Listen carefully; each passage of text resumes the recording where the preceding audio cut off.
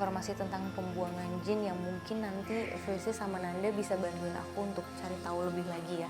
Oke, kita mungkin mengarah keluar. Kalau kita lihat dari layout tempat ini kayaknya emang tempat yang digunakan kalau di situ kayak loket Bekas gitu loket, ya. bekas loket, bekas loket. Tapi yang menarik adalah sebenarnya pada saat kita tadi masih di depan, masih melihat tentang tempat ini, kita disambut sama beberapa makhluk yang dia tuh sosoknya tuh perempuan. Perempuan? Di mana? Tapi ada yang paling menarik perhatian. Di antara sosok-sosok perempuan yang dari tadi berlalu lalang, Nat, ada satu sosok dengan kondisi yang mengenaskan. Bisa. Permisi, assalamualaikum. Oh, ini toilet. Senap. Assalamualaikum. Hei, gerak. Pintunya gerak. Kamu ngeliat nggak? Kamu lagi pindah. Pintunya gerak. Jadi tadi barusan pintunya itu bergerak seperti ada yang mendorong. Iya, kayak emang yang tadi Visi bilang ya, di sini sosok wanita. Betul. Sempat ada kejadian juga yang mungkin bisa kita bisa bilang kayak musibah lah ya. Kayak gitu. Aku coba untuk komunikasi dulu ya. Nanda. Frizly mencoba berkomunikasi dengan sosok perempuan demi menguak lebih dalam tragedi yang pernah terjadi.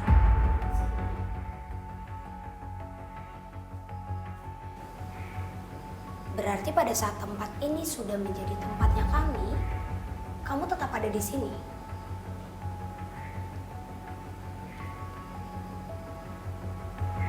Aku izin ceritain ya.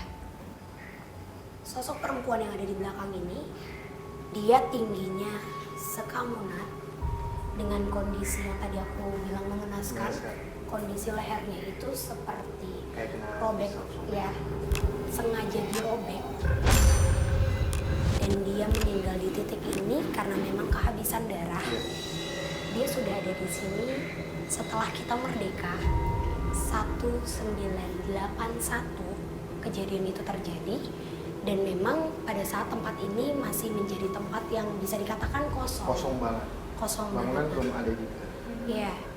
Jadi kelihatan banget kalau pada saat dia mengalami pembacokan itu kayak benar-benar dengan sengaja ada yang membunuh dia tidak mempunyai tempat untuk berlindung, tidak ada rumah, tidak ada tempat untuk dia berlindung, dan dia kehabisan darah di saku pohon dengan kondisi yang robeknya besar banget.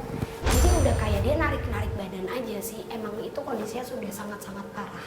Dan dia bilang kalau tempat ini pada saat baru dibuka dan beroperasi, memang dia menyaksikan. Tapi dia mengganggu nggak sih sebetulnya di sini? Nah, justru yang mengganggu. Mengganggu bukan dia. Cuma kayak Fata Morgana aja. Kayak ini Fata Morgana kan gitu kan, sriwing gitu. Dia nggak ada hubungannya dengan kejadian-kejadian yang dulu sempat ada orang Ya. meninggal.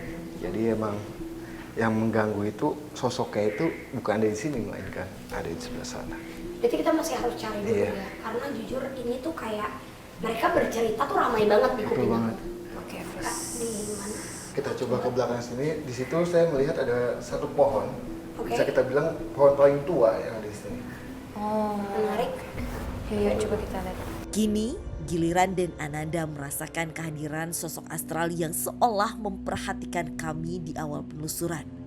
Namun sebelum mendekat sesuatu menyita perhatian kami. Ini shower ya? Iya. Iya betul, Nat. Ini shower, ini aku sempat dengar juga ada kejadian terus dulu di sini waktu tempat ini masih aktif ada kejadian tentang kalau nggak salah ya ketiban shower sampai meninggal, tapi aku nggak tahu deh, mungkin kalian bisa lebih tahu. Mungkin. Frizzy atau Nanda bisa melihat lebih jauh lagi. Aku apa yang coba sebenarnya untuk terjadi. scanning ya. Apa Iya. mau flashback? Oh, iya. Dan Ananda pun tak tinggal diam. Dengan kemampuan yang ada, Nanda mencoba merasakan peristiwa kelam yang disinyalir pernah terjadi di ruang bekas bilas tersebut.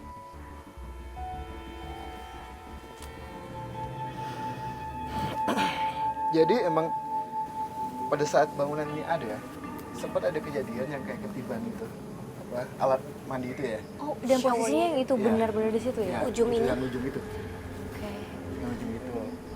Tapi dia tidak sampai meninggal di sini. Hanya melukai, emang cukup Parah. lumayan parah. Di bagian kepala Bagian ya. kepala. Nak. Itu emang bisa dibilang luka besar ya. Iya. Tuh. Nah, kejadian kayak gitu tuh bisa dikatakan memang teknis, maksudnya ada kesalahan mungkin pengelolanya, atau memang hal-hal kayak gitu tuh juga bisa didukung dengan adanya gangguan makhluk yang ada di sini. Kali ini malah aku lebih tertarik mengaitkan kejadian ini sama sosok perempuan yang di dalam toilet tadi. Ya. Karena tentang darah. Tuh. Dan biasanya ini informasi ketika mereka sudah mengenal darah, mereka akan terus mencari darah. Oke, jadi bisa dibilang memang sedikit banyak ada hubungannya juga ya. Ada hubungannya sama sosok wanita yang tadi kita Ya. bahas yang di dalam itu ya, Bisi, ya. Kak, Kaget kenapa? iya, di sana ya. Ini pohon yang tadi Nanda bilang ya. Oke. Stop. Nanda, Jadi gini. kamu ngerasain apa sih di sini? Oh, ini ada salah satu sosok penunggu, bisa kita bilang paling tua juga ya. Dia bekas pembuangan yang dulunya sempat dibuang di sini. Pembuangan ilmu ya, Pembuangan ilmu. energi. Apa tuh maksudnya pembuangan ilmu? Jadi dulunya itu suka ada yang membuang sesuatu. Membuang sesuatu itu adalah yang berhubungan sama goib. Kayak jin ya, jin dibuang lagi ke sini, suatu keilmuan pun juga dibuang ke sini. Nah, Jadi ini tuh sosok jin kah atau korin atau jin, Jin. jin. kayak gimana sosoknya yang Sosoknya Nanda itu adalah laki-laki dengan berbulu?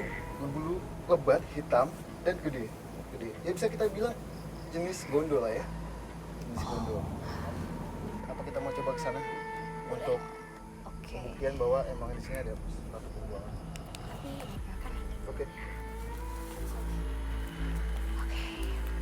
Seketika Nanda merasakan adanya interaksi yang berasal dari sebuah pohon tua di belakang kami. Membenarkan desas-desus yang ada bahwa memang sebelum berdirinya kolam renang maupun area perumahan, dulunya lahan seluas 15 hektar ini berupa area persawahan dan juga rawa yang sudah dikenal angker. Bahkan tak hanya kolam renang saja. Sebuah pohon yang berada di area komplek dan sudah ditebang disinyalir ikut memakan korban. Soalnya kan di sana juga kan ada pohon pule yang sering ada penampakan dulu. Sampai dia nebang aja meninggal. Jadi dia mengizinkan kita untuk mengambil sesuatu yang ada di sini. Kalau itu nanti kita coba untuk ke sana langsung. Ya, silakan Nanda. Kita kasih Aku waktu baiknya dan di mana? Sebelah sini nggak apa?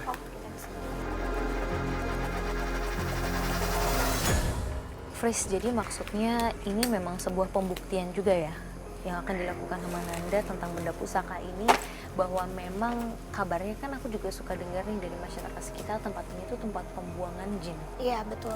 Karena yang tadi aku bilang sebelum adanya bangunan ini memang ini menjadi tempatnya mereka, atau bisa dibilang banyak energi yang berkumpul di titik ini. Maka dari itu mungkin ada beberapa pusaka, tapi kali ini kan bukan kita yang meminta. Lagi-lagi ini mereka yang mempersilahkan untuk kita lihat gitu.